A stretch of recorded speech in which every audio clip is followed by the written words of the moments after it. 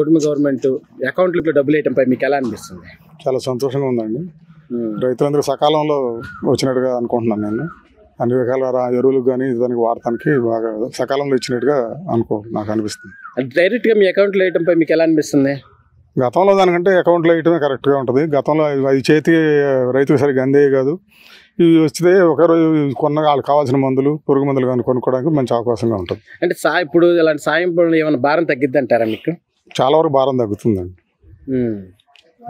అంటే సార్ ఇప్పుడు రైతులకి అసలు సరైన సౌకర్యాలు కల్పించట్లేదు ఈ గవర్నమెంట్, అది ఇదని జగన్ మాట్లాడుతాను. దాని మీద మీరేమంటారు? ఆయన ఉన్నంతకాలం అసలు ఏం చేశాడండి? అంతకుముందు ఏమన్నా చేశారు? రైతులు కొంచెం పట్టించుకున్నారా? ఇవాళ సకాలంలో ఇచ్చి ఇవాళ కాలువలు పొడిగలు తీయటం కానీ, గోకులను గేదెలకు షెడ్లు వేయటం కానీ, ఈ గవర్నమెంట్ వచ్చిన తర్వాత ఉన్న ఈ సంవత్సరంలో ఎన్ని పథకాలు వచ్చినా ఒకసారి తిరిగి ఆలోచించుకుంటే జనానికి అర్థం అవుతుంది. ఏ పథకాలు సరిగ్గా ఇవ్వట్లేదు అది మాట్లాడుతున్నారు.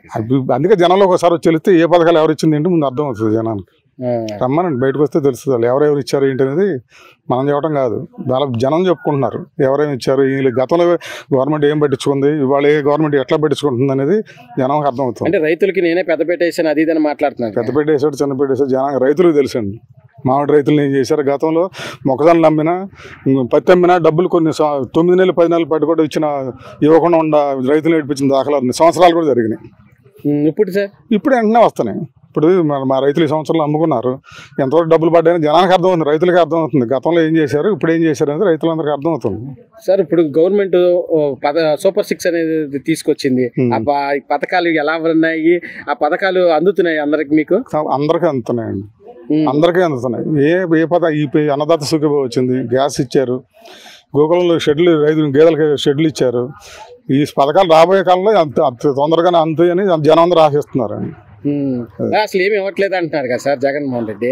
ఆయన చెప్పే విధానానికి వాళ్ళు వచ్చి చూస్తే అర్థం అవుతుందండి జనానికి ఏమి ఇచ్చారు లేదనేది జనానికి అర్థం అవుతుందని నేను రైతు వారిగా నేను చెప్తున్నా, ఒక రైతుగా. అంటే అసలు ఏదో ఒకరికి ఇద్దరికి ఇచ్చేసి వాళ్ళకే ఇచ్చేసేసి ఎవరికి ఇవ్వట్లేదు అది ఇదని అంటున్నారు. అసలు గతంలో ఎవరు వాళ్ళు లేదు వీళ్ళు ఎవరికి ఇచ్చారు? అసలు వీళ్ళు ఏ పథకాలు ఇచ్చింది లేదు. దాఖలాలు 5 సంవత్సరాలు ఎక్కడ నాకు తెలిసిన దగ్గర నేనేం పొందలు ఒక రైతుగా. ఇప్పుడు సార్ ఇప్పుడు వచ్చి కనపడుతుంది కదండి. ఇప్పుడు చెప్పాను కదా మీకున్న పథకాలు, ఇన్ని పథకాలు వచ్చినాయి సంవత్సరంలో నిన్ను వచ్చినాయి. మనకి ఇప్పుడు ఎన్ఎస్పీ కెనాల్ ఉందండి మాకు దగ్గరలో. గత 5 సంవత్సరాల నుంచి ఒక పొక్లైన్ పెట్టి తవ్వింది లేదు, దాన్ని జంగిల్ క్లియర్ చేసింది లేదు.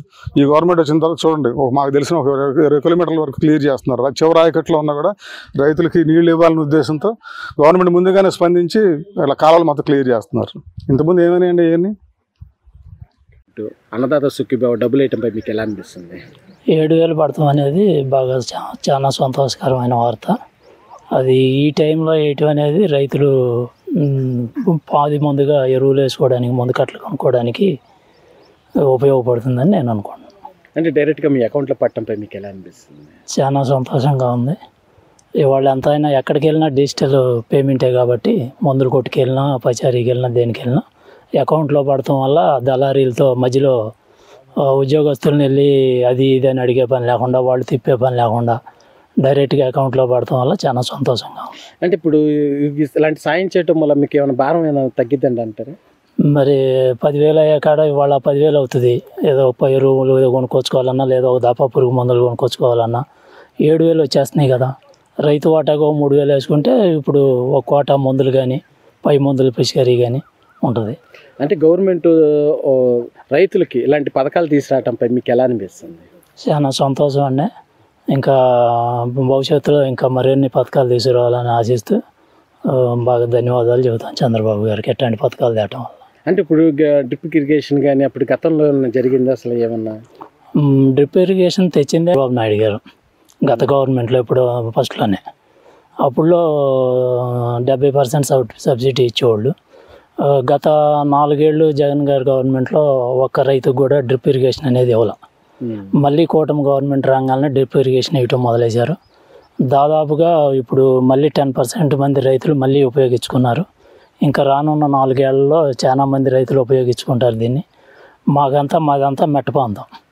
90% పొలం డ్రిప్ ఇరిగేషన్ మీదే సాగు అయింది. ఓ 10% బోర్ల మీద నీళ్ళు పెట్టుకునే వాళ్ళు ఉంటారు. ఆ డ్రిప్ ఇరిగేషన్ వల్ల చాలా మందికి చాలా ఉపయోగపడుతుంది.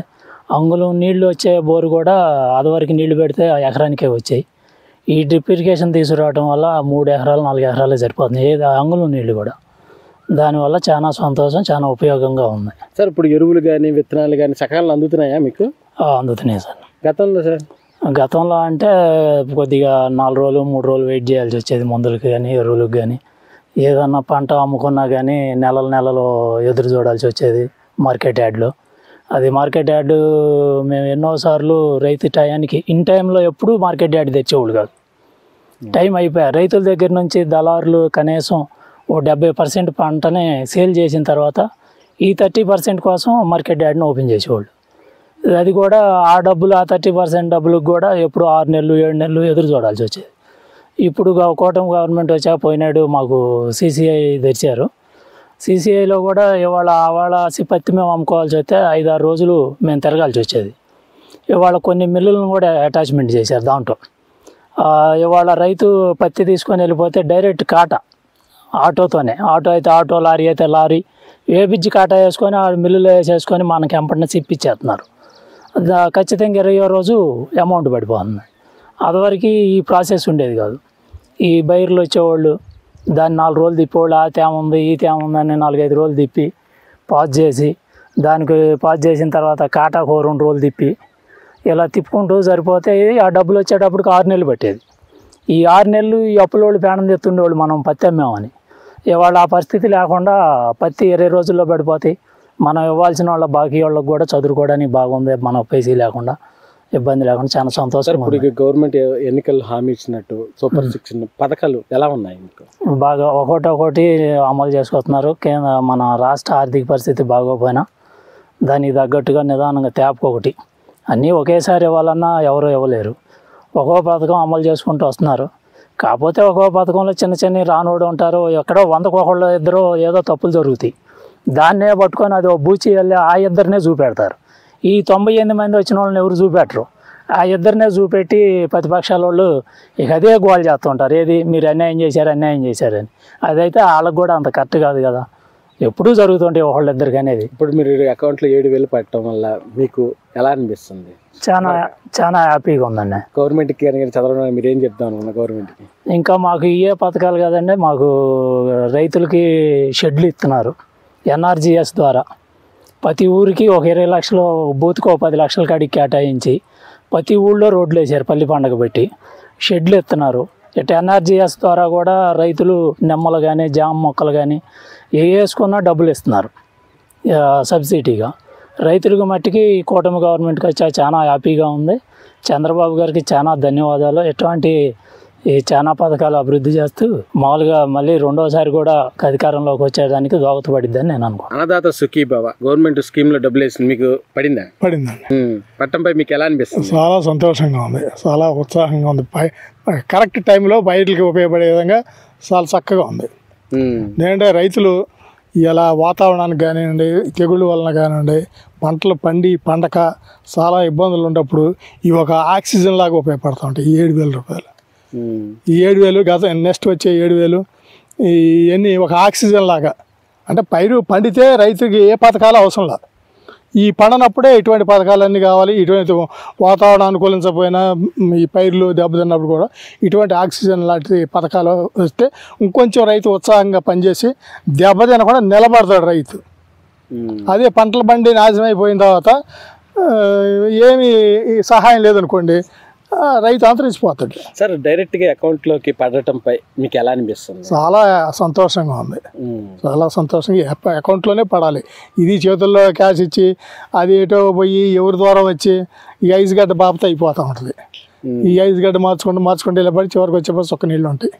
అలా కాకుండా అకౌంట్లో పడితే మన డబ్బులు మనకు ఉపయోగపడతాయి. ఇప్పుడు పైగా రైతుకి ఏంటంటే మాకు వీటికి పురుగు మందులకు కానివ్వండి, ఎరువులు కానీ సకాలంలో ఉపయోగపడతాయి. మాకు అప్పులు తెచ్చుకునే పని లేకుండా వీటితోటే మేము ఎరువులు పురుగుల మందులకు ఉపయోగించుకోవడానికి అవకాశం ఉంటుంది. అంటే గవర్నమెంట్ రైతులకు ఇలాంటి స్కీములు తీసుకురావడంపై మీకు ఎలా అనిపిస్తుంది? రైతుకు ఉపయోగపడే స్కీములు ఇస్తే రైతు ఇంకా కలకాలం బాగుపడతాడు, ఇంకా అభివృద్ధి చెందుతాడు.